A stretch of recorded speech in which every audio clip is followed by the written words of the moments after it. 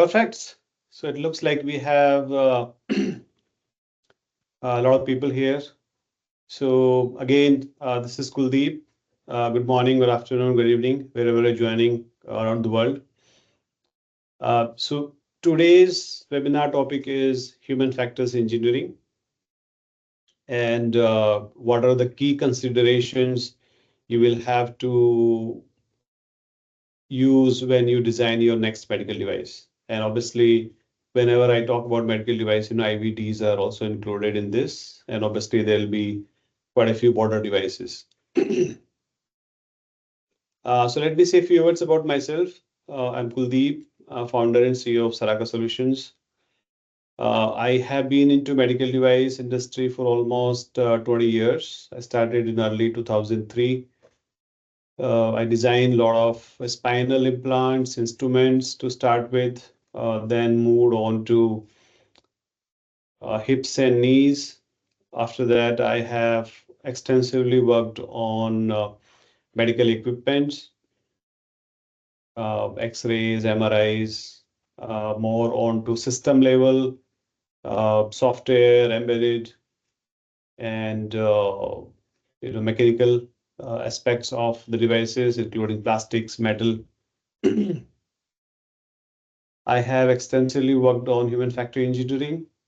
I would say more in last decade or so. The earlier decades was just, everybody was sort of catching up onto the human factor engineering, but I think last decade has been really phenomenal on the adoption of human factor engineering. I have faced multiple FDA audits, BSI audits, and other notified body audits around the world, consulted companies on human factor engineering, some cases from the conceptualization of the design.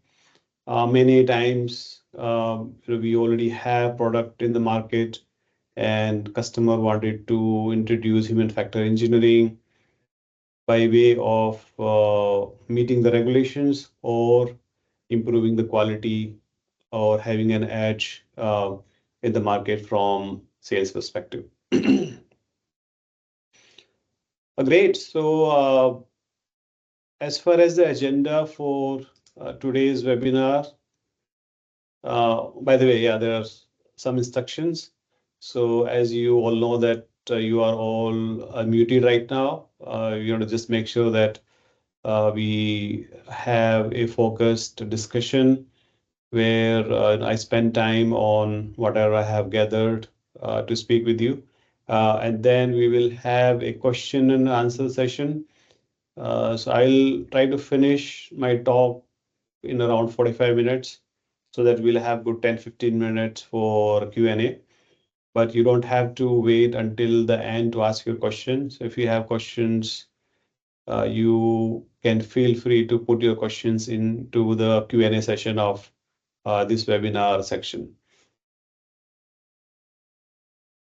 We will have replay of this webinar on our YouTube channel within 24 hours once we finish. So you will have a chance to replay, in case you missed anything. Or if you have any questions to reach out to us, you have our email ID here on your screen, contact@saracasolutions.com, and we'll be more than happy to answer your question or provide you any assistance you may require. Okay, so agenda for the webinar, I have been requested that I keep this webinar very light, simple, and I think that's what I have tried. So we will focus more on to the basics of human factor engineering. What is the importance of human factor engineering? Why there is a good adoption, not only in medical device, IVDs, but there is a great need in the combination devices. Many times we have realized that many of our pharma customers who have not extensively used quality management system of a medical device. They sometimes struggle to understand the complexity behind human factor engineering, but we have really helped many of them to come out with good combination product, and they have been doing really good in the market. We'll talk about major human factor engineering regulations for medical devices and IVDs, obviously. This webinar is not just focusing on regulation, so we will not talk extensively about a specific regulation. We do have a plan to do another webinar where we focus on a specific regulation, major regulation, which is US FDA, EU, MHRA, and few others. The next we'll talk about the design and development process, which is very, very critical, and when is the right time to really start human factor engineering as a process. We'll also talk about major gates, which you need to consider while you design your product, aligned to human factor engineering, or if you already have a product designed previously and you are sort of redesigning it or enhancing it to add human factor engineering aspects into it. And then we'll have a Q&A session towards the end, and feel free to punch in your questions as and when it arises. That's the beauty of this webinar, where you don't have to wait till end to ask a question. You can always type in, and they'll be stored at a location, and I'll be able to see them when I finish my talk. Okay, perfect. Let's move on to what is human factor engineering. So if you look at almost 3 decades ago, or I would say 2 decades ago, human factor engineering has been there for all along. I think for many, many decades, not only in medical devices, in other industries, aerospace and defense, um, consumer devices, industrial, right? But its use has been uh, increased in last, I would say, 2 decades. The initial phase, has been that you're focusing more on to the engineering aspect of your design. You are less considerate about human-driven solution, psychology of the people, how they are going to use it. But as uh, the market evolved in last decade or so, it was sort of proven that your design may be perfect, but if it is not fitting to the requirements of the user, it is not doing good, overall from the market perspective.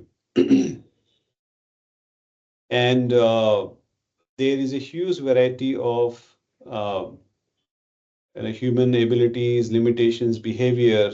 We have multiple countries, different cultures, languages, the height of uh, the people in different countries.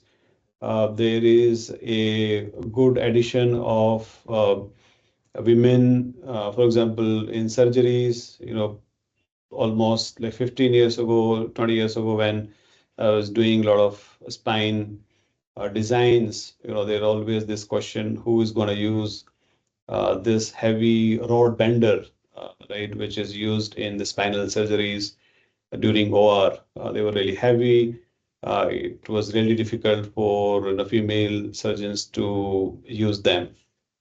But I think as the time gone by, there was more um, automation, more use of electronics, and it becomes a little bit easier to use. For example, drills. Now there are a lot of power drills, right? But still, there are other aspects of use which are really critical for ergonomics and human factor engineering. So in some countries, they call it usability engineering, but it's all the same. Uh, Eventually, it's a combination of design, engineering, and psychology of the user. The user in this case could be patient, caregiver, a physician, surgeons, healthcare providers, huge variety of users could be involved in the devices you are designing. So as far as the definition goes, it's an application of knowledge about human abilities, limitations, and behavior to the design of systems, products, processes to ensure they are safe, effective, and user-friendly. And we'll talk more in the next slide. This is a good example. If you look at on the right side, you have a device. The left side is users, and user is interacting with the device. So device is a little straightforward. It has input, so you have certain buttons which you have to press or punch in. You have certain kind of a processing, right? And there's an output in case of electronics product. In case of a mechanical product like the one I have here, you have some sort of mechanism which you have to use, right, during the surgery. So that's sort of an input, and what it does eventually, either holding a rod or a bone or any human anatomy from this device, as per the expectation of your surgical technique, would be an output. On the left side, the user, so it's information perception, right? So whatever information you have, there is just, let's say if you're doing it in an OR situation, you have surgical technique. If you're doing in a home setting, you have, IFUs, user guides. If you are doing in hospital or clinic settings, you have a lot more procedures where the caregivers are trained.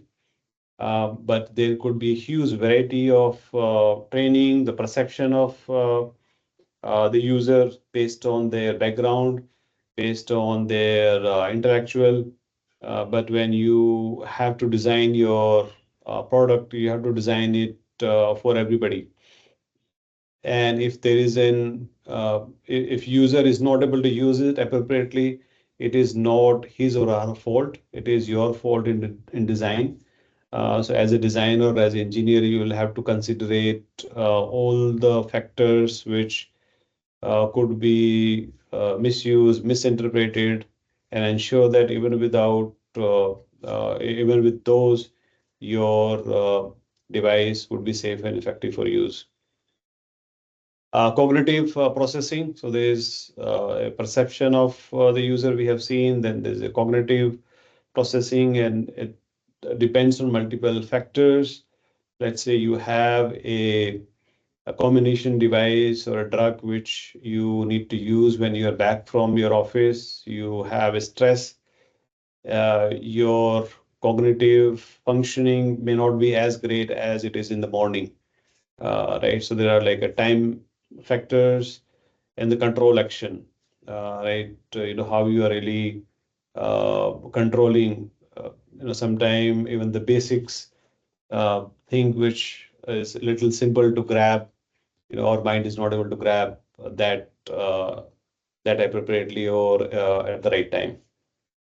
So I think there's a good slide where interaction happening between a user and a device, right? And it could be on a multiple different factors. For some people, it could be very easy to use. For some people, it is difficult, and many different factors affect. And it could be age. Somebody who is 80-year-old, the expectation of a device for that person or a patient is totally different than somebody who is 20-year-old, digital savvy person, if it is electronics device, right? So that you will have to do a lot of considerations while you design and for your user uh, demographics. So let's look at the importance of human factor engineering in medical device, right? So why it is really important, why this has become so prevalent subject in last many years. While we have faced a lot of audit recently from FDA notified bodies and ISO 13485, there is a lot more um, questioning from the auditors as well, how device is being used, because the subject is quite evolving. There is a lot of advancement in electronics, so you have different kind of displays coming out these days, right? And how the chances of making mistakes is increasing. You have a lot more power. I know earlier devices, 20, 30 years ago, you had like certain buttons. Uh, so interactions of user with the device was limited to like a couple of buttons. Now we have a lot more buttons, a lot more options on the screen. And with that, you have a lot more chances of user making mistakes. So with human factor engineering, you are making your device easy to use. You are meeting regulations. Obviously, we have listed three here in the US FDA and EU IVDR and EU MDR, but there are a lot more regulations around the world. In the UK, MHRA, we have PMDA from Japan, TGA from Australia, CFDA in China, CDSO in India. So there are many different regulations. And many of these regulations have their own aspect of human factor engineering. They have their own guidelines and set of expectations. For example, we'll talk about the IC standard in subsequent slides. But some of them focus more on to the exact procedure. Some of them focus more on to the behavioral aspect of the user. Each one of have their own merits. And there are a lot of effort going on to harmonize many of them to ensure that as a device manufacturer, you are not putting too much effort to complying to each one of them. If you have harmonized standard, you comply to one, and you are automatically complying to many of the other requirements of human factor engineering. Uh, by human factor engineering, you are enhancing patient safety. You are taking care of some of the requirements when you have conceptualized the design. You're putting a lot of effort upfront to look at the predicate device. You are going to a lot of databases to learn the history. There's a more database in FDA, UDAMED in Europe, and each of the other major countries have their own database. Germany, Australia, UK. You look at those database, understand the complaints raised by surgeons, caregivers, and obviously you look at the clinical literature around the world in your clinical evaluation report and PERs, and really learn what has been developed so far, for those devices, and what are the factors which really have what are the real issues in the current situation. Eventually, human factor engineering really help user satisfaction. So you will have a lot more satisfaction in the device which you put out in the market if you have applied human factor engineering, in that device. So overall, there are certain regulations imposed by regulatory bodies. But if you look at the benefits of human factor engineering, which we'll talk about in subsequent slide, is a lot more than just complying to the regulations. It's a beautiful subject where you are making things simpler for caregivers, surgeons, people who are using these day in day out, and more to the patients or the user in home setting, which where there are more chances of mistakes, because it is not really easy to train the user who is using it at the home. There is a good chance of training, the healthcare providers in the hospital setting or clinical setting, where it's little less to the users at the home. And there's a lot of OTA devices right now, over the counter devices, which are really flourishing, and there are a lot of combination devices. So I think human factor engineering really helps, and that is one of the reason, if you look at in last 10 years, last decade, there's huge adoption of human factor engineering in both uh, medical devices and IVDs, and I think it is quite extensive in case of combination devices. Perfect. Let's jump on to the next slide here. Just a recap of the major standards around the world. So, FDA has multiple standards, guidelines, right? How do you really apply human factors and usability engineering to medical devices? There are certain draft guidelines, human factor studies, related clinical study considerations, and they have also published list of highest priority devices for human factors review to make it easy for you to really see whether your device uh, require human factor engineering, as per the regulation. In general, it is required for any medical device, but if you have to comply to FDA, then you will have to really look at the list of high priority devices. Then we have 62366, which is the primary standard for usability engineering, which has been there for a long time, and it has different amendments, different versions. Then we also have some standards from ANSI and AAMI.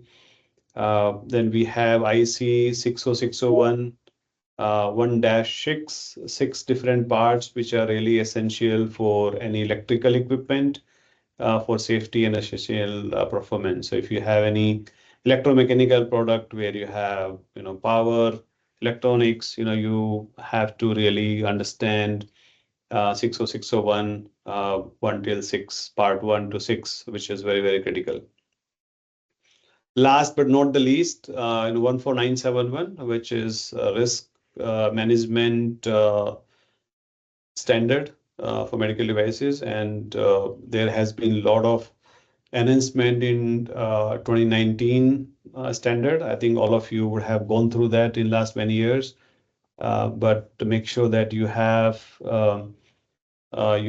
start your usability engineering risk analysis as soon as you conceptualize the product, and your usability risk analysis, your DFMEA, PFMEA, right, from the beginning.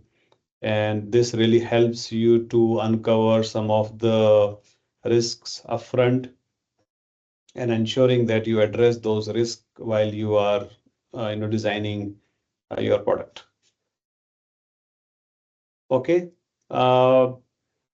Next slide, we'll talk about the human factor engineering process. And as I said, the idea for this webinar is to make things really simple. So we have divided this process into 4 different sections. Understand the ecosystem. As I said in the beginning, understanding ecosystem is very important.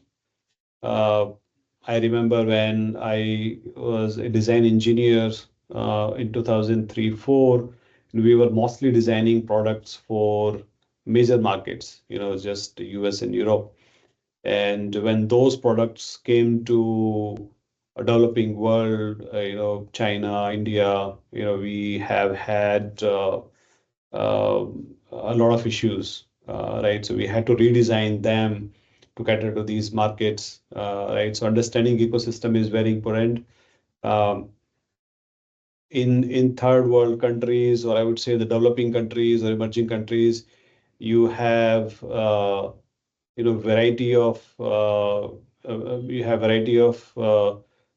people living into different pockets, metro cities, tier 1, tier 2, tier 3 cities, and their understanding of the device varies uh, in a big way compared to in a large country like US or Germany, where there would be a difference, but not that much. The delta is very high. So you have to really understand Are you developing your product for mass market where it will be utilized by a variety of people in tier 2, tier 3 cities, and you will have to have those kind of considerations and build upfront. So let's look at the first process here, understand the ecosystem. In understanding ecosystem, the first point is identify stakeholders, recognize key user groups for the device. It becomes very, very essential to make sure that you do not leave any stakeholder when you are designing a product for human factor engineering.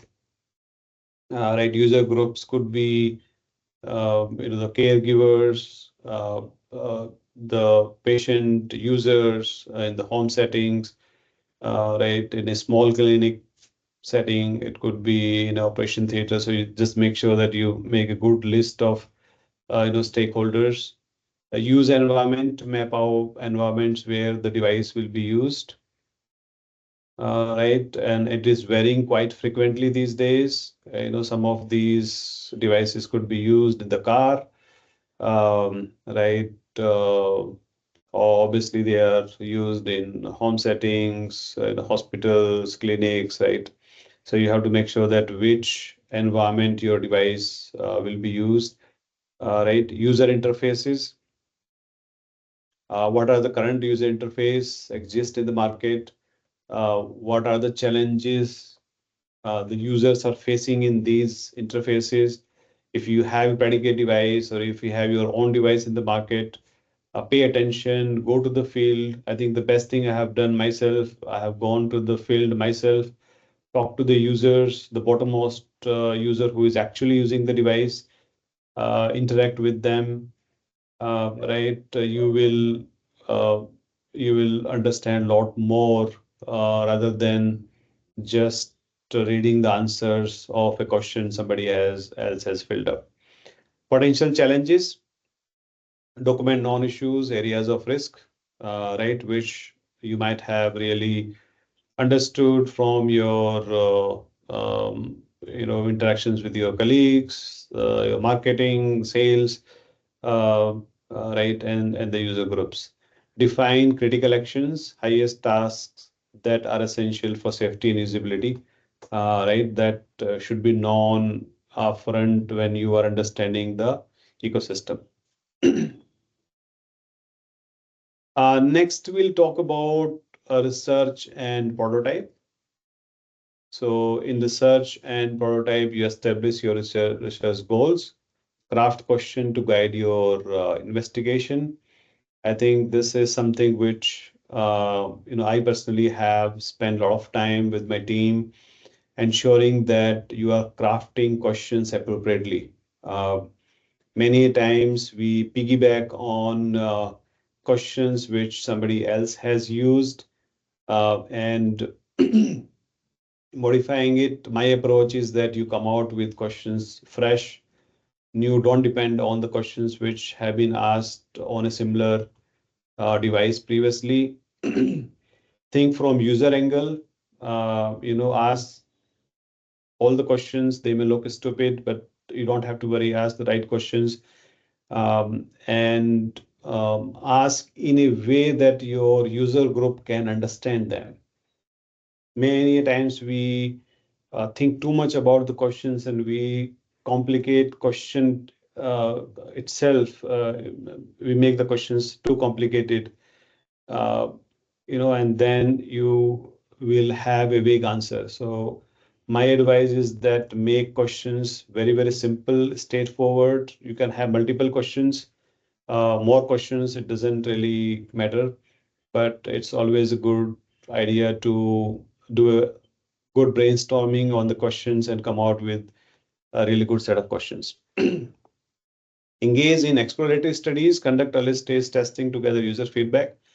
This is another very interesting aspect. I have myself used a retrofit kind of a device, go out in the field, show it to user group, get their feedback, understand their initial reaction of what you have in the hand.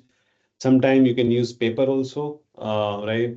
To say, hey, this is how I'm thinking about, how does it look like? And those early feedbacks really helps. I think the first reaction is always important. Once you answer supplementary questions, they can have a few more, consideration. But I think the first reaction always really, really helpful. Spot potential hazards, right? Identify errors that could arise during the device use.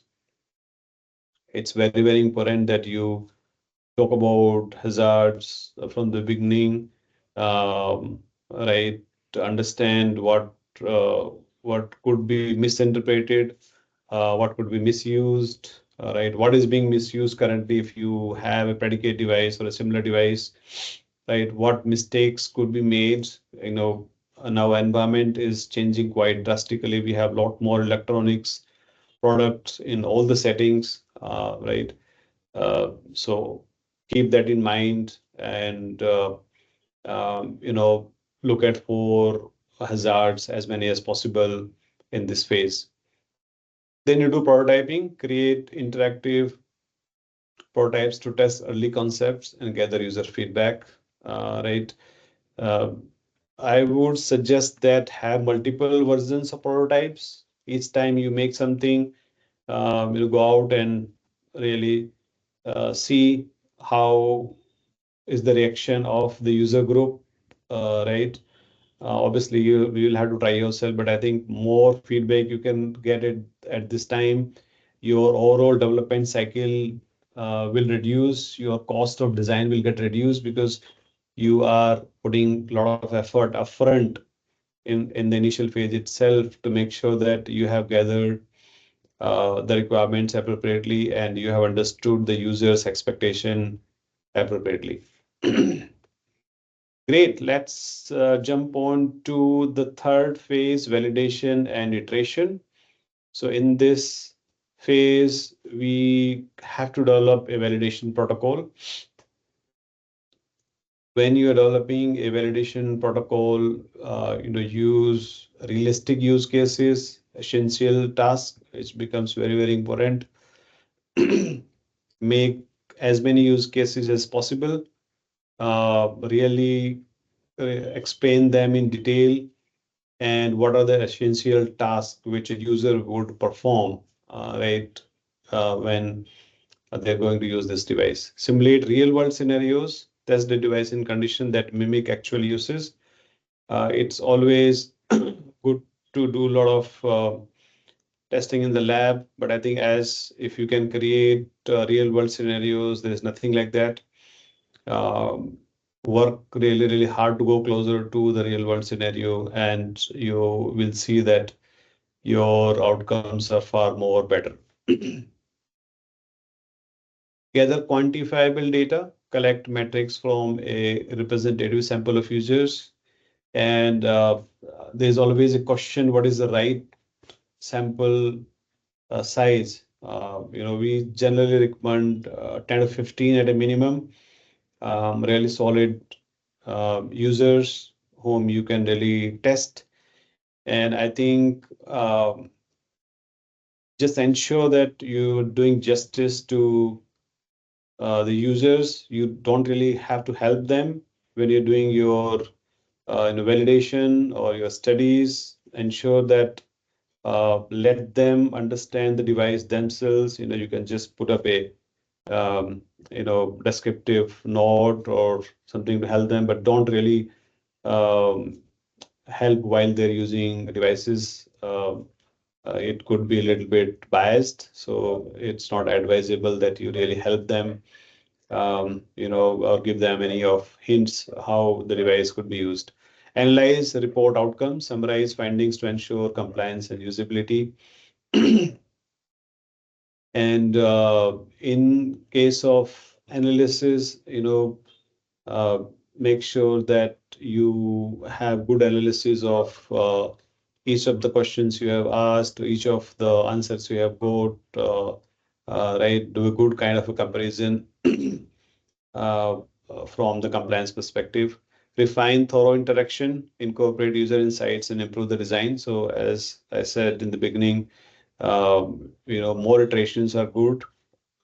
At the same time, you have to also understand, is it easy to make in iterations? Let's say if it is electromechanical device, it is not that easy that you make iterations quite frequently. You have a lot of electronics which is being used, and making PCBAs takes time. So you should know upfront that how many iterations are you planning in your validation so that your other teams are in the sync. Okay, let's go to the last but not the least. So we have looked at understand the ecosystem, which is just a recap, very important to understand your settings. Then you do research and prototyping. Then you do validation iteration. And the last one is launch and monitor. So in this case, you are going to launch your product eventually. You will have to decide the trainings, uh, multiple different trainings, right? Train the trainers, early setups, it is really, really good. Use social media as much as possible to have training, have a lot more videos, lot more a graphical interpretation of the mistakes which user could do. I think it's really, really easy to understand. And after that, you will have to do post-launch evaluation, right? So continuously monitor user behavior, gather feedback to inform further improvements. So there are many aspects you are anyway going to do post-market surveillance.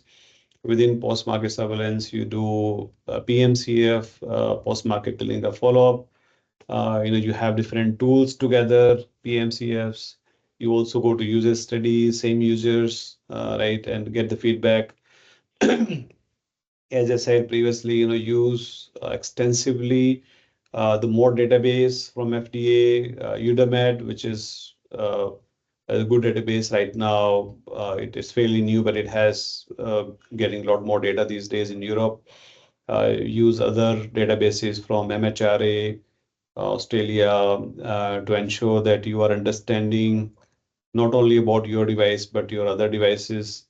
And obviously, from regulations perspective, you will have to gather data whenever you update your clinical evaluation report, or PR, performance evaluation report for IVDs, or similar things for combination devices. But it's always a good idea to increase your bandwidth to gather feedback about your own device, as well as your competition devices. Great. So this is HFE process. We kept it very simple. We have a lot more complex slides when we present to our customers and the training, but here the idea was to make it really simple so that you can remember at least the basics, and then you can watch out other webinars and videos we have. And there's a lot of data on YouTube these days to learn, but once you understand the basics, it's easier to move forward. Okay, so I think as we said in the beginning, the penetration of human factor engineering has been more because of regulations, but in last decade or so, people have realized that there are other benefits. There are business outcomes when you use human factor engineering. So I want to just touch upon briefly on that.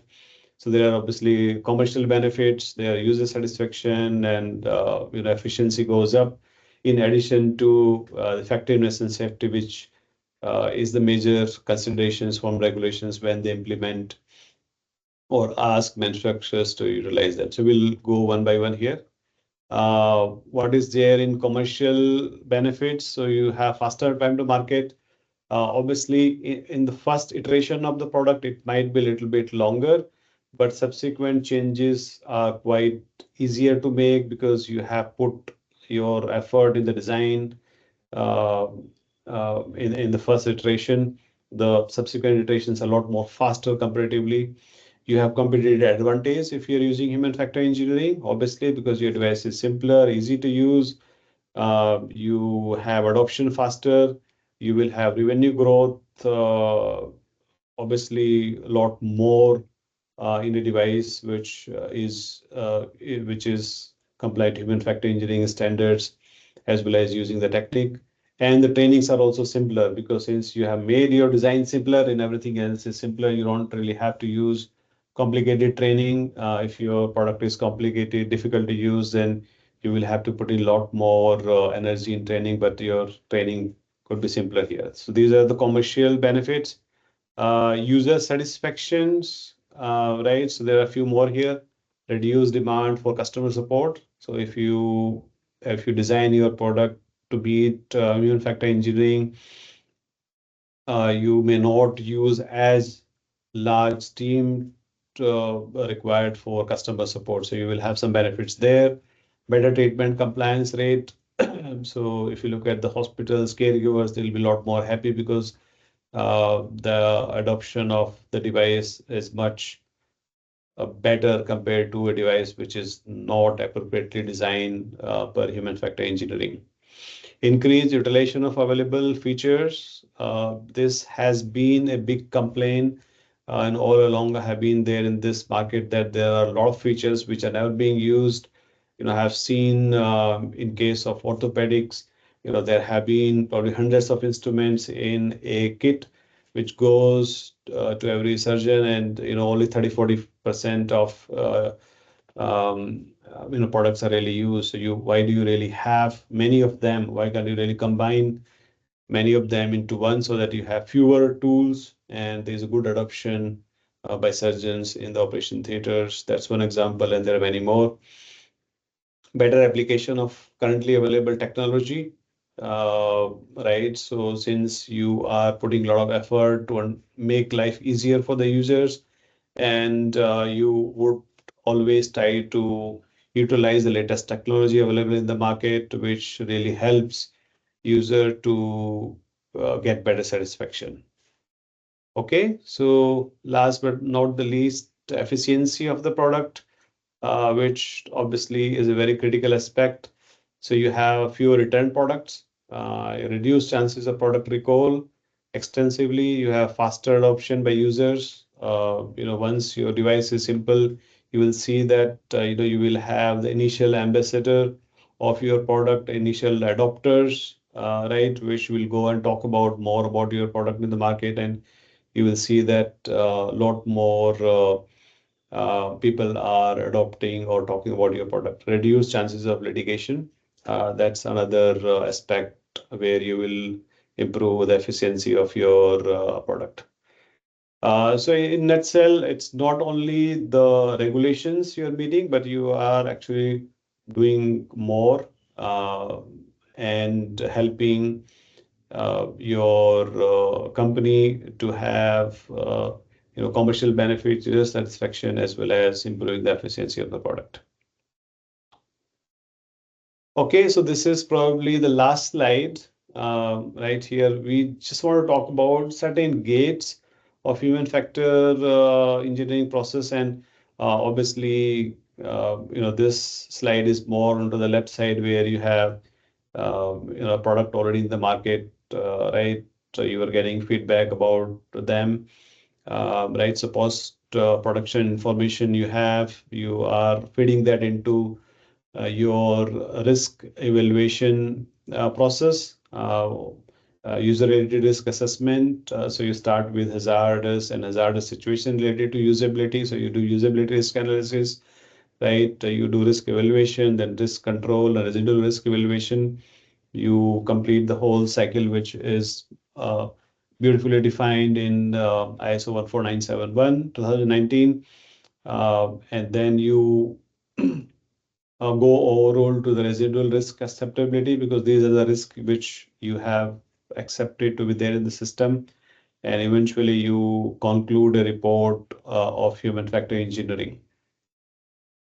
So this is a very, very nice, simple capture of the risk evaluation, because that becomes a really, really important factor to ensure that if you look at, if you remember the earlier slides, you have environmental factors, prototypes, different kind of a studies, right? There is primary research, there is secondary research. So the whole gamut is really trying to evaluate the errors which user could make, and those errors will fed into your risk register, right? And then you follow the process of user-related risk assessment, right? And eventually you have a human factor engineering report, right?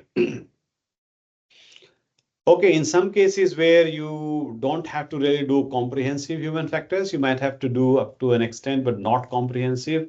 So that if you're doing a lot of legacy product, where you product is already there in the market, people are really using, you don't really have a whole lot new users coming in.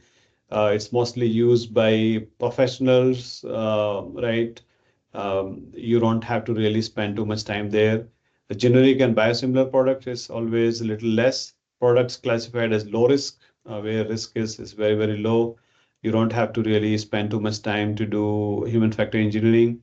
And products with partial or no human factor engineering documentation, like you're doing a lot of remediation work. And for example, we have recently, all of us have recently just concluded MDT to MDR migration, where I know good thing is many of our customers have implemented human factor engineering in that process, but it was only the people who started their migration early, because folks who are late in the game, they didn't really had time to do enhancement in the product and add human factor engineering. But some of them who started very early in 17, 18, 2017, 18 timeframe, they were able to really enhance the product, and they're uh, reaping the benefits of their early adoption of the regulation. Okay, that's it. So I have taken around 45 minutes or so, as I said. Now we can open for questions. Let me look at some of the questions which you have asked.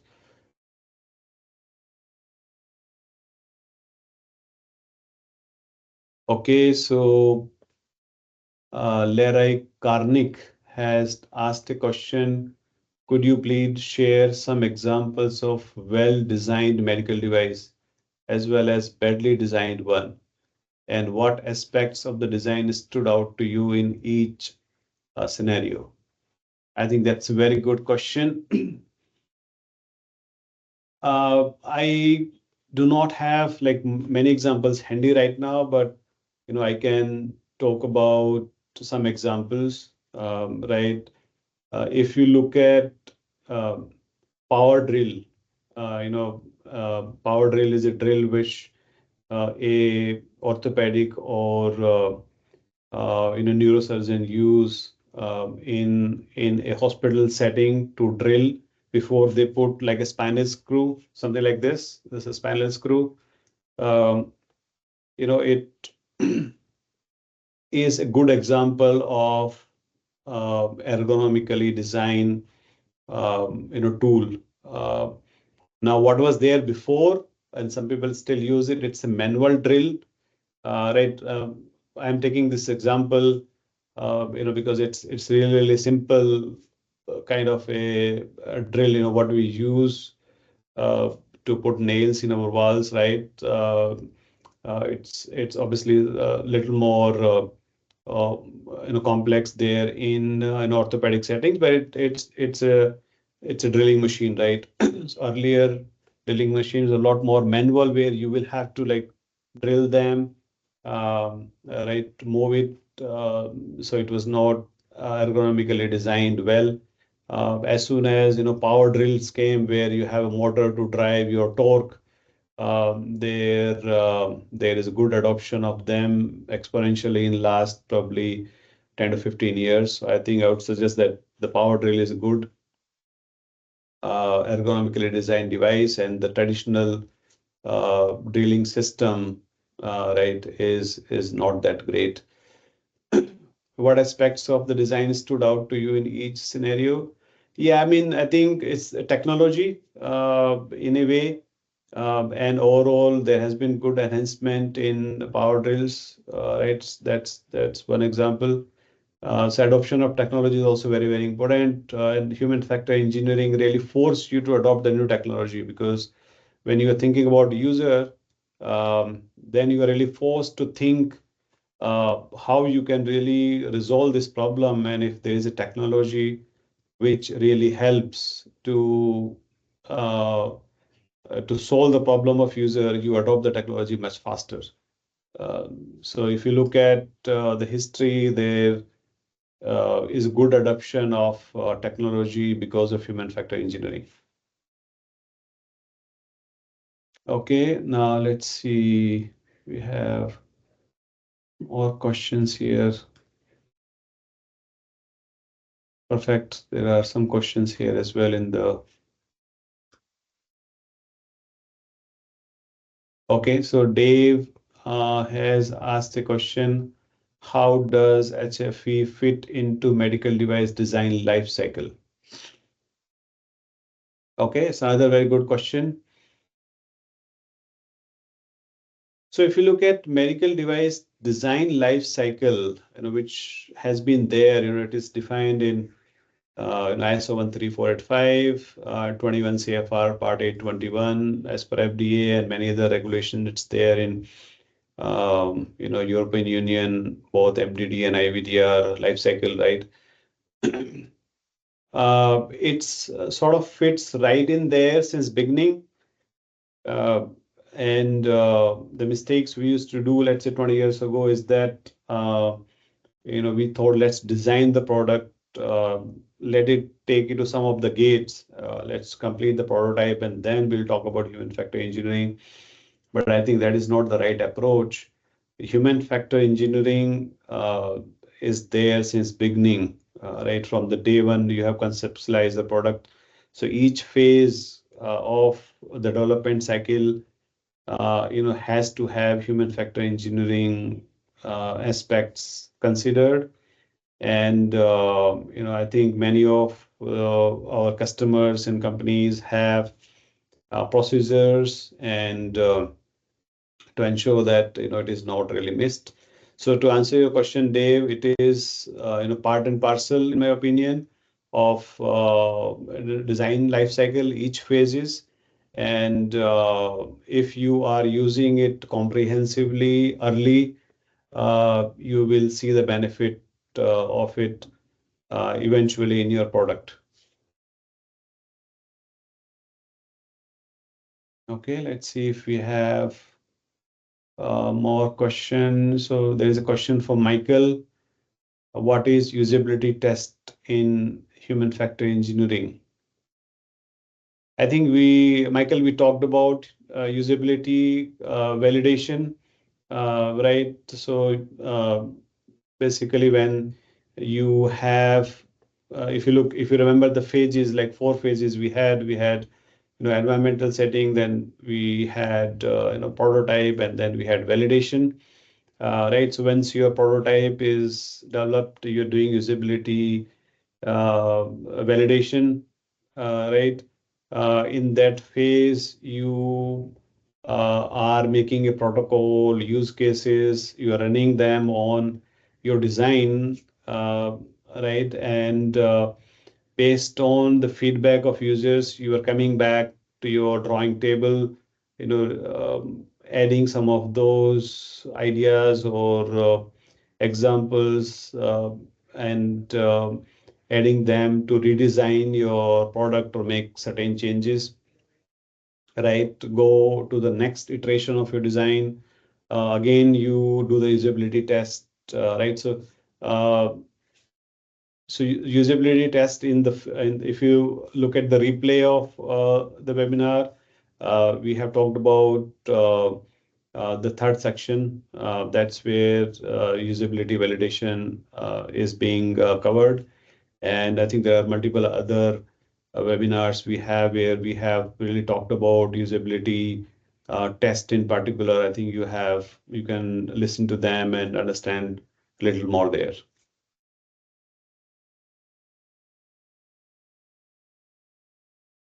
Okay, we can probably wait for 1 or 2 more minutes and see if there are more questions. In the meanwhile, I can talk about further readings, right? So I think all of you are familiar about YouTube. So I think there are multiple good videos on our channels. We also have some really good webinars on design of medical devices, and those webinars also have certain aspects of human factor engineering. For example, Dave Marshall's questions on how is human factor engineering fitting into the medical device design cycle. If you watch that replay of webinar, you will understand a lot more in detail, how human factor engineering is uh, inculcated or included into the each gate of product development of a medical device or an IVD or a combination product. I think in last probably few months, we have done multiple combination products for pharma companies, and what we have learned that since they are not traditionally doing too much medical device development, their expectation is a lot more different. And some of these combination products are going directly to the home. And the aspects of human factor engineering is a lot more important there. We have done multiple redesigns of newer products which are there in the market. I cannot name the product because of confidentiality, but there have been really, really good understanding from the new set of users for these devices lately, which was not there, 5, 6 years ago. Great. I think it looks like we are right on time. I really appreciate each one of you taking time out to attend this webinar.